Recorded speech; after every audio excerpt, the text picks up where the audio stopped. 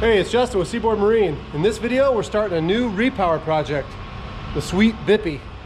Now, the Sweet Bippie is a cool project. I'm excited about it because this is one that I plan on following from start to finish for our channel.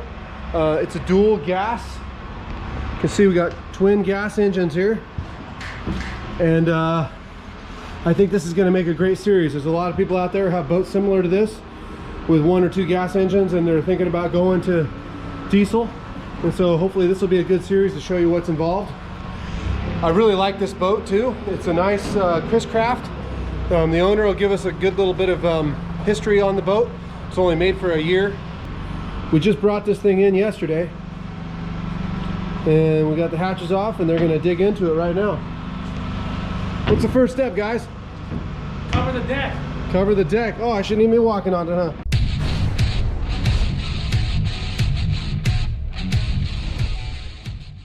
All right, you bet your Sweet Bippie, huh? That you know it. You know it. It's a nice looking boat. Thank you. So we got a couple of gassers in this thing, huh? Yes. So what is this hull? Can you tell me a little bit about it? So this is a Ray Hunt designed hull. It's a 1976 Chris Craft Tournament 30.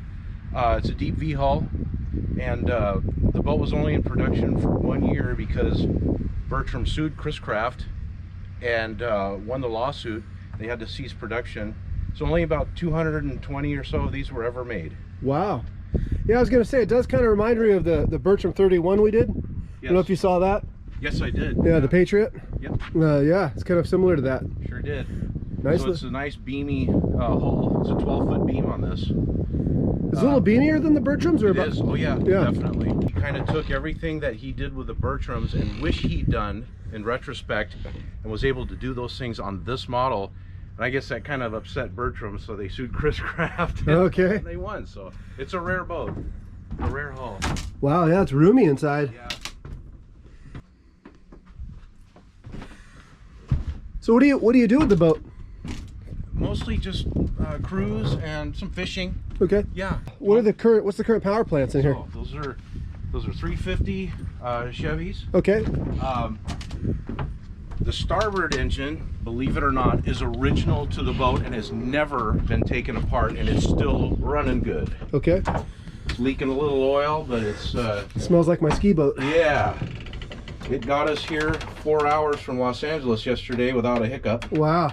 Up on plane the whole time. Really? That's right. Oh. The port engine was replaced in the mid to late 80s. That's why it looks different.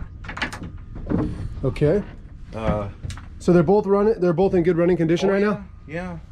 This one's getting a little tired, as you can imagine. But no, it's this hull really needs diesels. It needs torque. It's a power hungry hull. Yeah. And the fuel consumption is really bad. The range is terrible. Yeah. It gets wallowed in heavy seas. I have the factory literature that states that diesels were going to become available on the boat, but production stopped before they were able to bring them on board. So none of these were factory made with diesels. Has a lot of people repowered the ones that exist with diesels? I've seen several repowered with the Cummins 6BTAs, which is what I'm going to be doing with this. Okay, you doing mechanicals? Yeah. Nice. Unless Tony talks me into the Q series, I don't know. 4 to 6 days later. QSBs. Yeah. Nice. You decide on QSB 380s? The slim line? There is no slim line with So that. that's the 6.7s. QSB 5.9 380s. Yeah, it'll make a nice 30 knot boat out of it. 30 plus knot boat. Yeah. I think when he saw that video of The Patriot. the Patriot,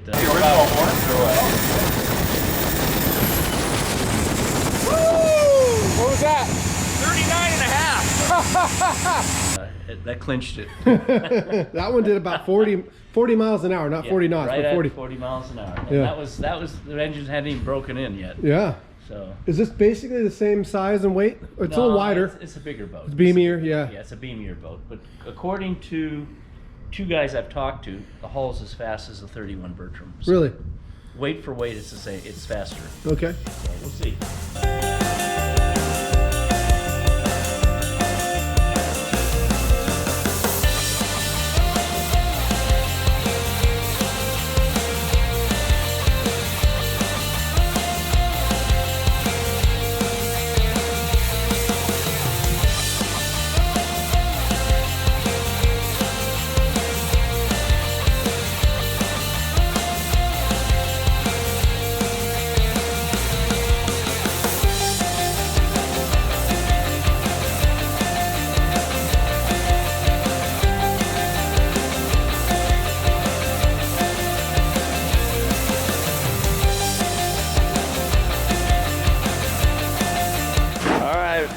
boys and girls, the first engine is out. And we got one to go. That engine's been in there for 45 years, I'd say. Down? Yeah. Man, you're jamming on this. Yeah. So there's the old logs, and the old exhaust system. You gonna be pulling the tanks out? We don't know yet. We have to test them to see their integrity. What's the plan for how to test the tanks? There's an inspection port back here. We're going to remove that, and then we're going to somehow drain the fuel out of them, and then we're going to check the integrity of the internal resin and make sure that the gasoline hasn't gelled it, okay, softened it. And we did discover some rot. Some is a kind of a... Yeah. Wow. Oh my gosh. Yeah, there's a... That's all... It's all gone. It's all gone. And some up here too. This is... And then some over here. So that whole bulkhead is just rotting out, rotting up. From here to there is probably going to get all changed. Oh yeah, you can feel it.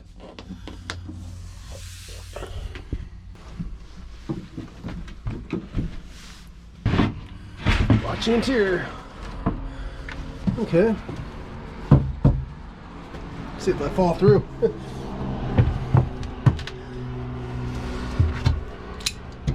That's rotten. Not too bad though. There's definitely some bubbling here. We're going to take these panels out next. Okay. And see how that panel is attached to the inside stuff. Okay. We're hoping we can work around without taking that whole inside veneer off. That That would kill us. That would Please. kill us. Please. Okay. That would just make it an unbelievably tough job. Especially on the Both sides. Both Yeah. sides. Both sides. So the door's coming off. We're gonna work from the outside and see what we can strip out. Okay. Hey, that's looking clean already. Oh yeah. Yeah. May not even need any paint. Second guy that said that. I know. So this is the water tank and this is the fuel tank. The next thing we're gonna do is drain the fuel tank, drain the gas out of there, and see what the condition is of the tank. We're hoping we can reuse this tank, because otherwise we'll have to cut out a lot of this deck and rebuild a new tank. What are we doing, Tim? Pumping dead gasoline out. Dead gasoline. All right, sucking the gas out. So you got this peeled off there, huh? So it's really thin right here, but the rest of it's actually not too bad. What about down here? It's like paper thin, but it's not through. Ripping out the bulkhead. Oh man, good looking wood.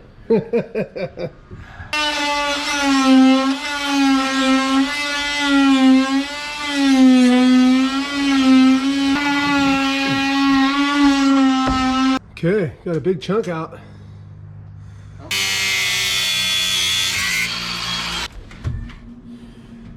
Hand to me. If I can get it going here. So we're trying to maintain some of this beautiful original interior. Shot the headliner. So it's all teak here, and the customer really doesn't want to disturb this if he doesn't have to, and I can't really blame him because it looks beautiful. Original headliner. We're going to do what we can to sort of carefully scrape all this away and build it back up with fiberglass and address the root issue, which is water leaking into the top here. All right, so we decided to try to save the interior wall surface, wall finish, and so we're going to build this back up. First thing we're doing is we let it dry out really good over the holiday weekend, and now we're going to seal this with vinyl ester resin. Good quality vinyl ester resin, just to kind of seal it up, and then we can start. It's kind of like a primer coat, right? Yes. And we can start building it up from there. Q-cell and vinyl ester resin, just filling that in. Easy to sand. Now we're getting this nice and flat. It's looking a lot better already, man. Yeah. So we got this filled in now. What's going to be the plan for finishing this off? You're Gonna gonna put a coat of vinyl ester resin all the whole thing. vinyl ester resin on the whole thing. Yeah, the wood, and then I'm gonna put matte cloth. Matte cloth and gel coat and sand and polish it. Yeah, buff it out. Then gel coat, spray gel coat, then buff it out. It's gonna look like this. Okay, so just gonna make it match the rest of this. Yeah. So now they've laid this up with some matte, a couple layers of matte, and some ISO resin, and so it's starting to take shape. It's pretty flat. Frank has applied a little layer of Q-Cell. What would you put? Q-Cell, gel coat, ISO. Okay, what are we doing today? Well, Frank did some of his magic. I just wanted to show you guys this. This is pretty cool. So we needed to make a template for the bulkhead, and the way he does it is he cuts these little strips of wood, and he just uses a hot glue gun, and he follows all those shapes. It's a really clever way. Just to basically make the exact same shape Yeah, needed it's to go really- back in there. Yeah, very clever way to get the shape established. And then he's got this cut out, and it fits in here nice. And so There you go, like a glove. up next is going to be some fiberglass work. Okay, making progress on the bulkhead. Got everything filled in with Q-Cell, and time to start laying it up. You got pieces cut out already? Yeah. Oh, you got it all cut out over there? Oh yeah, based on that template. Oh, cool. So we took out the tank just to make some room, and also the width of the new engines. It's going to probably hit the tanks, so we're gonna have to modify the tank a little bit. So there's the tank down there. All right, the bulkhead is done and looking good. And in the next video, we're gonna start setting the transmission. We got a dummy gear here, and we're gonna start mocking up the mounts and get going on the mechanical stuff. So stay tuned.